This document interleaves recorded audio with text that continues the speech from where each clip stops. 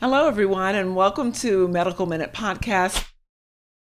I'm Sherry Hughes, and today we're going to be talking about breast cancer awareness and, in particular, triple negative breast cancer, TNBC. And our guest today, we're so happy to have with us, is Josie Holloman Adams, and she is with the Erica J. Holloman Foundation for the awareness of triple negative breast cancer. Welcome, Josie. Thank you. Thank you for having me. Thank you for being here. And our very own executive clinical operations director, Jill Hunt. Thank you. Jill, it's good to have you here too. And, we're talking about triple negative breast cancer. And first and foremost, oftentimes people say, what is that? I've never even heard of it. And so we want you to break that down a little bit for us so that we can then talk to Josie and hear why she has this foundation and what her foundation is doing. Okay, perfect. So I'm going to keep it pretty simple because that's what we try to do to make it as easy to understand as possible. But when a woman is diagnosed with breast cancer, when the tissue has been removed and it goes to the lab to be tested, there are three things that they test immediately for. They are looking for estrogen receptors, they're looking for progesterone receptors, and then they're looking for something called HER2/neu. All of these things are typically expressed on the surface of even healthy breast tissue. And the further away from what the healthy normal tissue looks like, the more aggressive or malignant it can be. And so we would expect to find in a woman that her breast tissue would have those hormone receptors, the estrogen and the progesterone. And the HER2 is also something that is often found. So to have triple negative, it means that all three of those are negative. And so with a woman who has triple negative breast cancer, even if she does not have positive lymph nodes, if they just find the tumor, she has no nodes, but she is triple negative, she is just as high of risk as a woman who is hormone positive that has lymph nodes. Okay. So it has a more aggressive biology than your breast cancers that would be hormone positive. And from the information that's out there and the data, 15 to 20% of all breast cancers are triple negative. Josie, we know a little of your story, but we want you to share more of it. Your daughter, Erica, was diagnosed with triple negative breast cancer at an early age. So tell us a little bit about the story of Erica's story. She was first diagnosed when she was 31.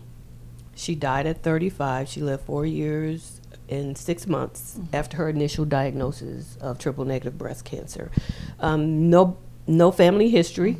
She was the only one. She survived the first time. She survived the second time. And it was the third time. They called me on a Wednesday. She was dead by the next Wednesday. So we, the Erica J. Holloman Foundation for the awareness of triple negative breast cancer, we want to make sure that people are aware that this subtype of breast cancer exists.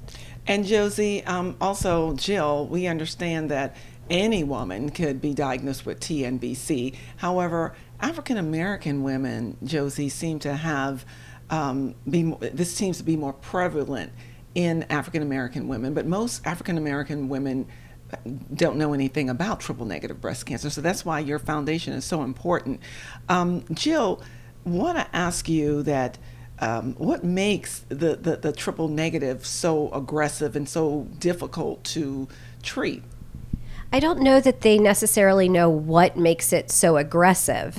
I think if we knew that, we'd absolutely be a little bit further down the road in regards to what we're doing to manage it.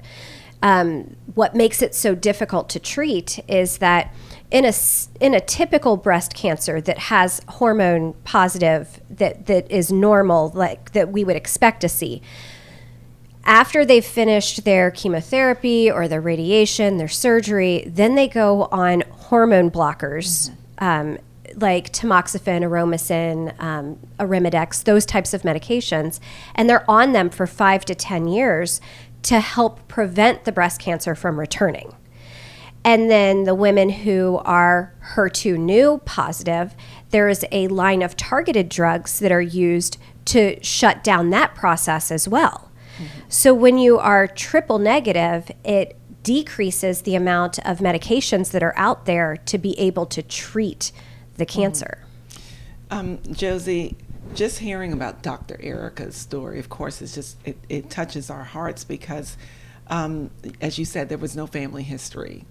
What is your organization now doing to really help those in the community get a better understanding of triple negative breast cancer? The first thing we're doing is we're talking about it. Yeah. We're making you aware. We will go to churches. We do health fairs.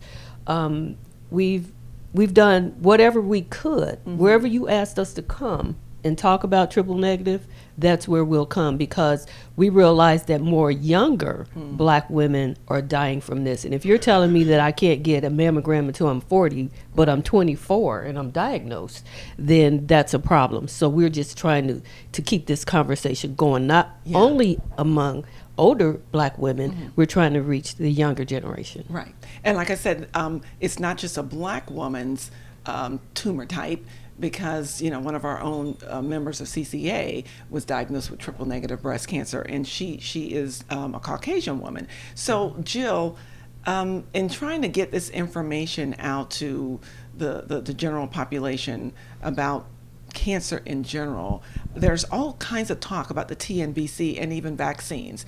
And I've heard women say, oh, there's a vaccine out there, so there's going to be this immediate cure for cancer coming soon. Even though that vaccine is in human clinical trial, it is not a vaccine like the COVID vaccine, correct? Correct. It is not a preventative. It's not something that someone healthy would get to keep them from getting breast cancer.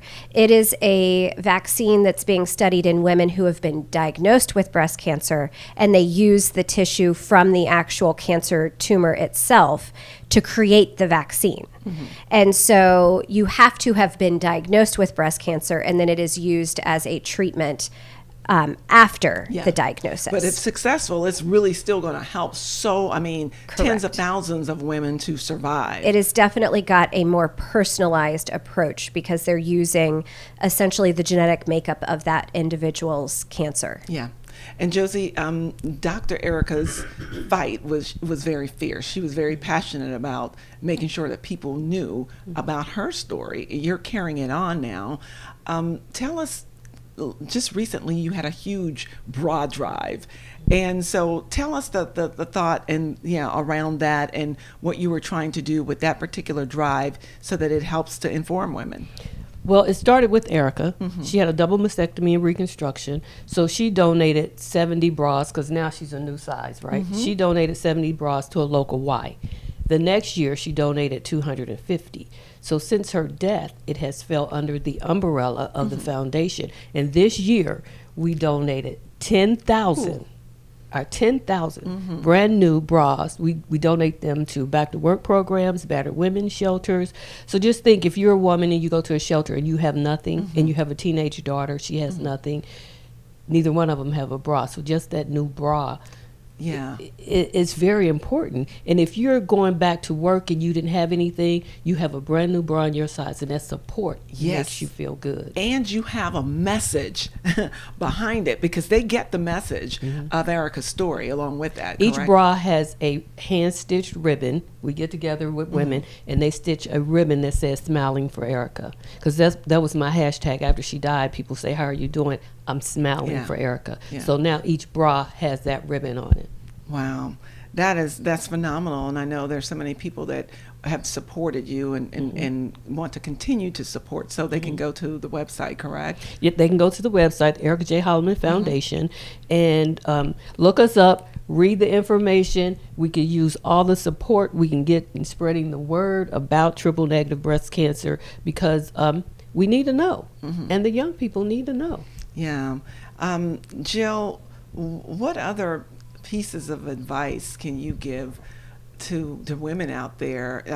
We know that men get breast cancer, chest cancer, breast cancer as well, but the majority of those that are diagnosed are women. It's Breast Cancer Awareness Month. So we can't say it enough, of course, that you need to be aware. But what should we all be doing? What can we all be doing?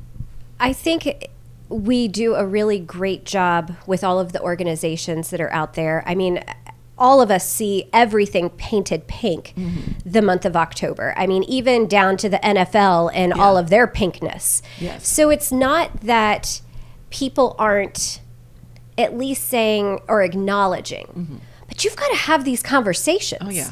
I mean, and the reality is, like, you're absolutely right. There are younger and younger women being diagnosed with breast cancer, and you're absolutely right. Unless you have a family history, the age that you start screening mammograms is age 40. So how do we combat that? And the reality is, as women, we need to come together as a community and remember to help take care of each other and have these conversations. Yeah. So if you're out to lunch with your girlfriends, make it weird. Ask them, have you done your self-breast exams? Yeah. If you are a mom of a 20-year-old, you know, you're going to teach your daughter how to budget, how to keep herself safe if she's out and about in the community. You'll buy her a can of mace. You'll do all of these things right. to keep your child safe. This is just the next level. Have these conversations with your daughter, with your nieces.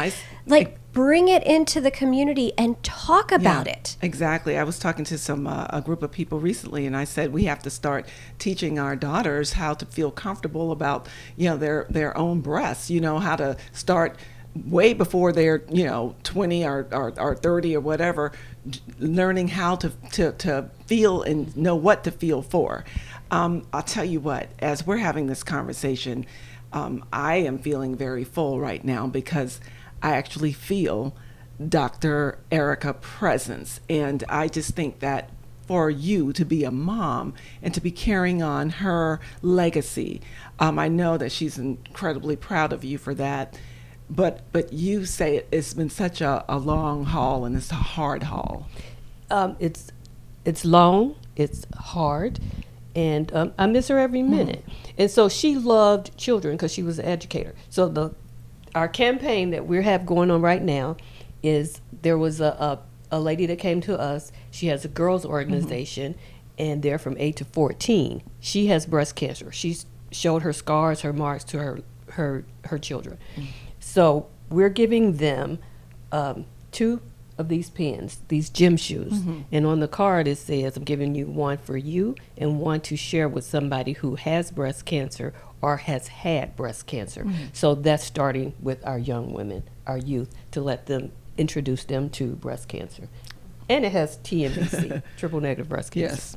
Josie, we'd like to thank you for being here and sharing Dr. Erica's story with us, and for the work that you are doing out in our communities every day to help women of all color and background and ethnicities to be more aware of themselves and triple negative breast cancer. Jill, thank you for taking time from your schedule as well to talk to us and to give us a lot of good insight. What you were saying about having these conversations, that's what we're doing here. So we're just trying to, share the conversation, share this podcast, please, with others, and not just for the month of October when everything's all pinked out, but every single day, be aware and be educated and share. Thank you both for being here, and thank you all for being here. We'll see you the next time on Medical Minute.